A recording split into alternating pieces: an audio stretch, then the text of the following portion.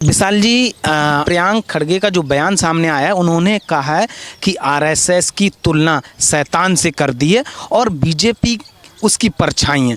क्या कहेंगे इसको लेकर, इस तरह का बयान? यह बहुत दुर्भाग्यपूर्ण है कि कोई एक सिटिंग एमएलए और एमपी ऐसे बयान दे रहा है, जबकि सुप्रीम कोर्ट की क्लियर गाइडलाइन कई सारे केसेस में है कि ऐसे हेट स्पीच देकर आप समाज को तोड़ने की कोशिश कर रहे हैं। और आरएसएस जैसे संगठन में जिसने देश के लिए अपना सब कुछ कुर्बान कर दिया है, ऐसे बयान देना ये बहुत ही गलत है। उन्होंने न सिर्फ ये बयान दिया बल्कि मनी लॉन्ड्रिंग के केसेस के लिए भी कहा है और यह भी कहा कि बीजेपी की बी पार्टी है और मनी लॉन्ड्रिंग के कई सारे केसेस होते हैं। मैं मानता हूं कि आरएसएस को इस पे केस फाइल करना चाहिए इनके खिलाफ और एफआईआर दर्ज कराना चाहिए डिफामेशन के लिए और हेट स्पीच के लिए, जो कि अब नई आईपीसी की धाराएं जो है बीएनएस में आ चुकी हैं। तीसरा चीज मैं कहना चाहूंगा कि ऐसे बयान जो हमेशा समाज को तोड़ने वाले होते हैं, वो कांग्रेस की तरफ से और उनके एलाई पार्टियों की तरफ से आते हैं, कभी भी समाज को जोड़ने का काम नहीं करेंगे। और जब देखेंगे कि राजनीति में वो पीछे हो रहे हैं तो भारत को जोड़ने के लिए निकल जाएंगे और भारत जोड़ो 1, 2, 2.0 शुरू कर देंगे। तो ऐसी चीजें नहीं होनी चाहिए। आरएसएस का योगदान पूरे देश में बहुत रहा है और ऐसे घटिया बयान की मैं निंदा करता हूं, क्योंकि ये कोई नेता नहीं दे सकता, ये एक मूर्ख व्यक्ति ही दे सकता है, बल्कि साधारण व्यक्ति जो पढ़ा लिखा व्यक्ति वो ऐसा बयान नहीं दे सकता। आरएसएस की जो सरसंघचालक हैं श्री मोहन भागवत जी, उन्होंने साफ कर दिया था कि भारत के जो मुसलमान हैं उनको कहीं से भी डरने की जरूरत नहीं, उन्हें बाहर जाने की जरूरत नहीं है। तो एक संगठन का जो मेन लीडर है, अगर वो इस बात की एश्योरिटी दिला रहा है तो यहाँ पे हिंदू मुस्लिम बांटने की तो कोई बात ही नहीं है। ऑनरेबल सुप्रीम कोर्ट ने Shreya Singhal versus union of India और Tehseen Poonawalla versus union of India में कहा है कि ऐसे तमाम बयान जो देश को तोड़ने की बात करेंगे वो आर्टिकल 19 सब क्लॉज 2 का प्रोटेक्शन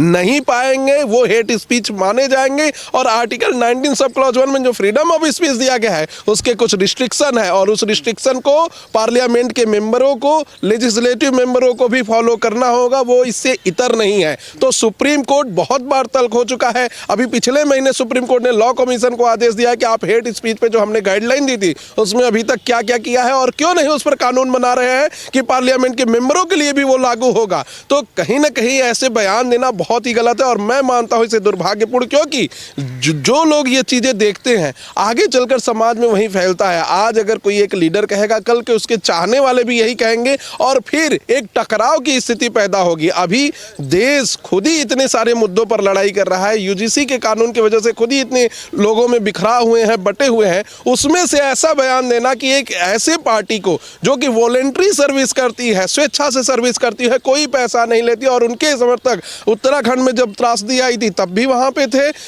बनारस के अंदर जब बाढ़ आया था तब भी वहां पे थे और देश के तमाम जगहों पर रहते हैं। इंदिरा गांधी, नेहरू जी हमेशा से आरएसएस की वाहवाही की है। तो ऐसे में कांग्रेस के छोटे नेता के द्वारा अपने पार्टी के ही लीडर की बातों को दरकिनार करना यह बहुत ही दुर्भाग्यपूर्ण है और मुझे लगता है कि पार्टी को भी संज्ञान लेना चाहिए और उन्हें पार्टी से बर्खास्त करना चाहिए। सबसे बड़ी बात मैं बता दूं कि जिसको भी जो बोलना है वो बोलने के लिए स्वतंत्र है, लेकिन उसके कुछ लिमिटेशन है। आपको जब कोई राइट दिए जाते हैं, अधिकार दिए जाते हैं, तो उसकी सर्टेन लिमिटेशन होती है, ड्यूटी होती है कि वो अधिकार दूसरे के ऊपर इंक्रोचमेंट न करे। और अभी जो रिसेंट डेवलपमेंट है, प्रियांक के खिलाफ केस फाइल हो चुका है डिफामेशन का और उस केस को मजबूती से आरएसएस लड़ेगी और हम लोग भी यहाँ पे रिप्रेजेंट करेंगे, क्योंकि ऐसे मामलों में सबसे बड़ी देखने वाली बात यह है कि जो एक पार्टी, एक पर्सन पूरे देश में किसी को नहीं देखता कि ये हिंदू है, मुस्लिम है, जैन है, सिख है, बौद्ध है, ईसाई है, उनको मदद करने के लिए सबसे पहले आगे हाथ बढ़ाता है, उसके खिलाफ ऐसी बदतमीजी वाली टिप्पणी करना ये कहीं से भी बर्दाश्त के लायक नहीं है। कोई भी नेता हो उसके कुछ मर्यादा होते हैं, उस मर्यादा में ही रहना चाहिए। अगर मर्यादा को लांघेंगे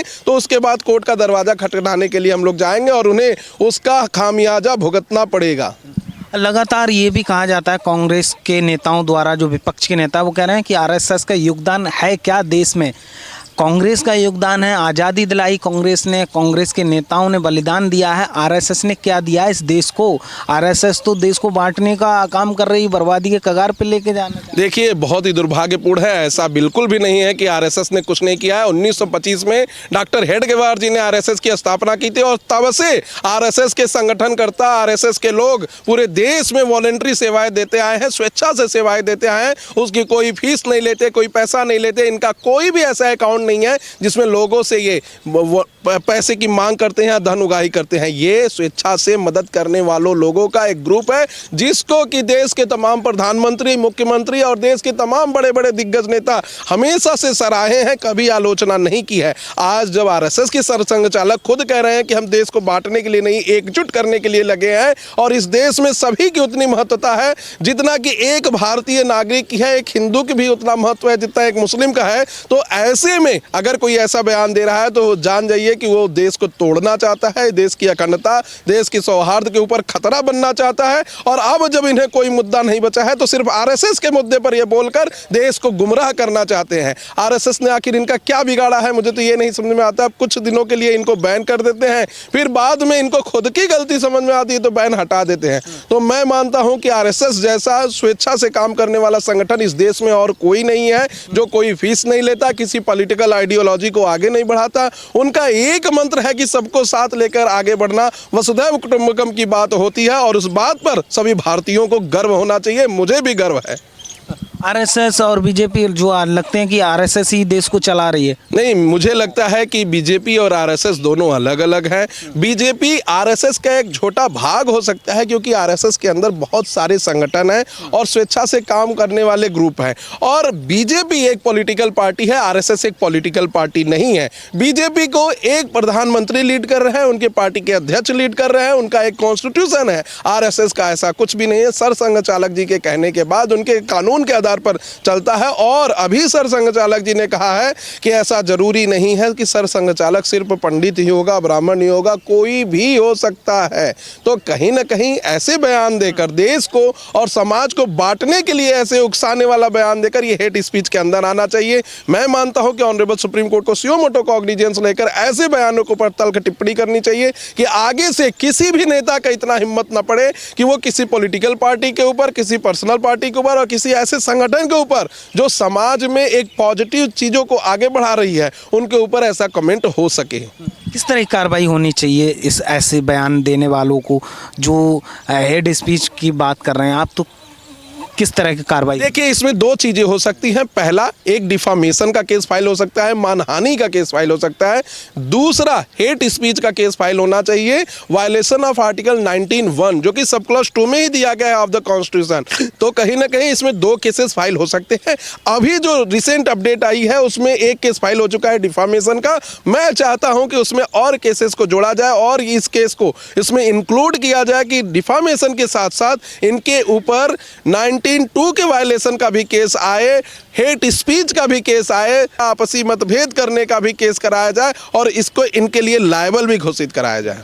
उसी यूजीसी के अध्यक्ष जो है दिग्विजय सिंह रहे हैं, कांग्रेस के बहुत सारे लोग रहे हैं और बीजेपी के साथ यहाँ पे धोखा इसलिए भी हुआ है कि जो फरवरी 2025 का ड्राफ्ट था उसमें यह प्रोविजन नहीं था कि ओबीसी एससी एसटी के साथ डिस्क्रिमिनेशन करने वाला जनरल होगा। उसमें यह प्रोविजन था कि अगर कोई मिसयूज करेगा, फॉल्स केस करेगा तो उसके ऊपर भी एफआईआर हो सकता है, उसको भी जेल जाना पड़ सकता है। जब फाइनल ड्राफ्ट आया 13 जनवरी 2026 को तो उनमें से ये दोनों चीजें निकाल दी गई। एक क्लॉज नया जोड़ दिया गया जिसमें ओबीसी और एससी एसटी के खिलाफ ये चीजें सेक्शन 3C में रख दी गई कि जनरल डिस्क्रिमिनेशन कर सकता है, जिस पर ऑनरेबल सुप्रीम कोर्ट ने स्टे लगा दिया है। 19 मार्च को वो सुनवाई होनी है। लेकिन इस पर मेरा पहलू बहुत ही साफ है कि सबका साथ, सबका विकास, सबका विश्वास के साथ साथ सबका समन्वय भी होना चाहिए और यूजीसी के कानून में जो गड़बड़ियां हैं उस गड़बड़ियों को सही करने के लिए ऑनरेबल सुप्रीम कोर्ट बैठा है। उसी पर ऑनरेबल सुप्रीम कोर्ट सुन रहा है। ऑनरेबल सुप्रीम कोर्ट ने अपने ऑर्डर में यह लिखवाया और इस बात को माना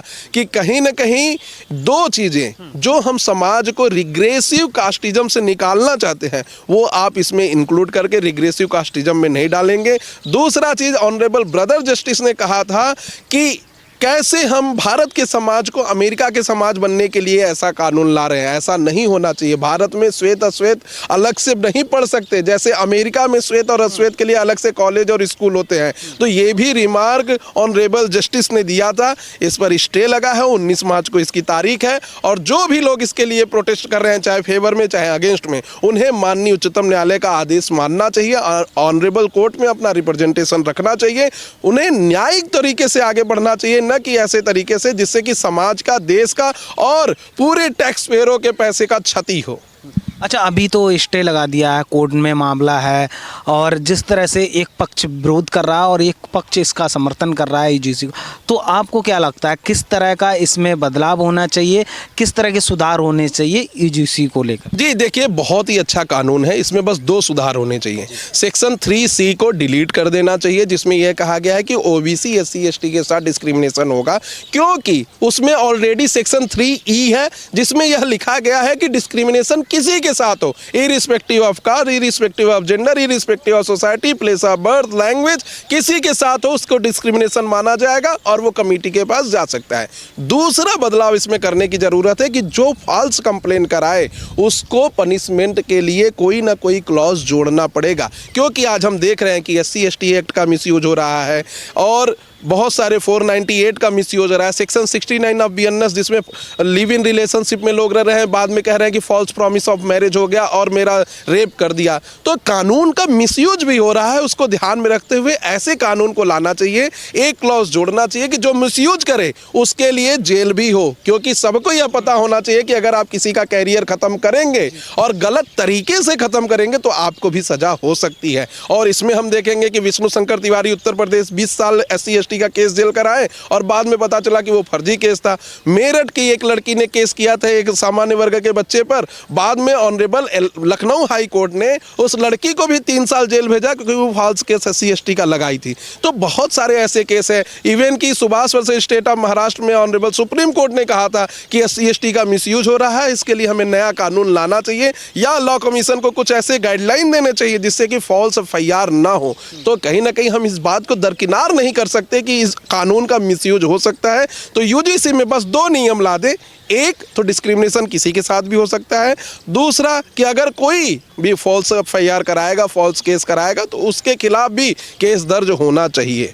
अच्छा, ये दो जो आप कह रहे हैं कि 2 बदलाव इसमें हो जाने चाहिए, तो जिस तरह से जो भाजपा आई थी सत्ता में कि सबका साथ सबका विकास, हम सबको एक साथ लेके चलने की बात करें, अगर ये 2 बदलाव होने से क्या जो अभी यूजीसी आने के बाद में जो खाई पैदा हो गई है वो भर सकती है? जी भर सकती है, क्योंकि मैं पर्सनली बहुत सारे ओबीसी SC ST समाज के लोगों को जानता हूं जो पढ़े लिखे हैं, कानून के जानकार हैं, वो खुद इस कानून का विरोध कर रहे हैं क्योंकि लॉ पॉइंट पे ये आर्टिकल 14 और आर्टिकल 21 का वायलेशन है। अब आर्टिकल 14 में कहता है equal protection of law, equality before the law, यानी कानून की समझ सब बराबर होने चाहिए। एक पिता के सामने बच्चा कोई भी हो, सब बराबर होना चाहिए, उसमें कोई भेदभाव नहीं होना चाहिए। डिस्क्रिमिनेशन ओबीसी के साथ भी हो सकता है, SC ST के साथ भी हो सकता है, जनरल के साथ भी हो सकता है, एक ब्लाइंड बच्चे के साथ भी हो सकता है, डिस्क्रिमिनेशन किसी के साथ भी हो सकता है। और आप इस चीज को कैसे जस्टिफाई करेंगे, जो पहले दिन का सामान्य वर्ग का बच्चा एडमिशन लेता है वो 4th ईयर के बच्चे के साथ डिस्क्रिमिनेशन कर सकता है? तो कहीं ना कहीं कानून फेयर होने चाहिए, जस्ट होने चाहिए और रीजनेबल होने चाहिए, और इसी पैमाने पर सुप्रीम कोर्ट आगे बढ़ेगा। कोई चेंज करने की जरूरत नहीं है, सिर्फ 2 चेंज अगर हो जाएंगे तो सारा कानून सबके लिए, समग्र सोसाइटी के विकास के लिए होगा। और मैं एक नागरिक होने के नाते ऐसे समाज की कामना करता हूं जिसमें ओबीसी हो, SC हो, ST हो, जनरल हो, सभी एक क्लास में बैठ के पढ़ें, सभी एक टॉपिक को चर्चा करें और अपने विचारों का आदान प्रदान करें, जिससे कि समाज आगे बढ़े। हम एक ऐसे भारत के भविष्य का निर्माण करना चाहते हैं जिसमें सभी वर्ग के लोग अपना योगदान दें, न